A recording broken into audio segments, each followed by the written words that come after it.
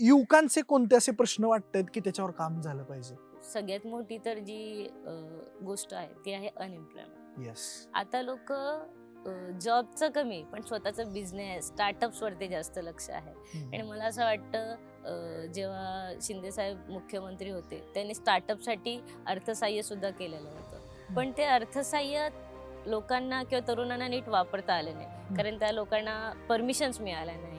तर काही लोक अशी होती ज्यांना करायचं भरपूर होतं पण त्यांना अर्थसहाय्य उपलब्ध झालं नाही किंवा त्यांच्यापर्यंत पोहोचलं नाही.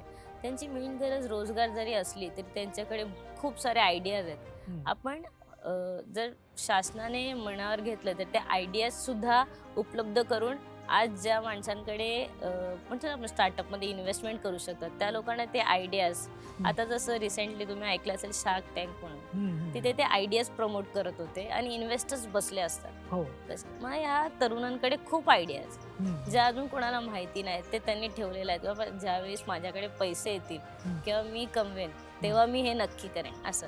मग त्या आयडियाजला म्हणतात ना आपण एक सपोर्ट दिला पाहिजे. प्रोत्साहन दिलं मग पाहिजे. तुम्ही ते आर्थिक म्हणा किंवा त्यांना जस्ट पार्टनरशिप किंवा जस्ट एक लेटर किंवा सर्टिफिकेट म्हणून दिलं, बाबा ह्या माणसाने ह्या मुलाने ही आयडिया दिली होती आणि ही आपण शासनात कुठे राबवू शकतो असं.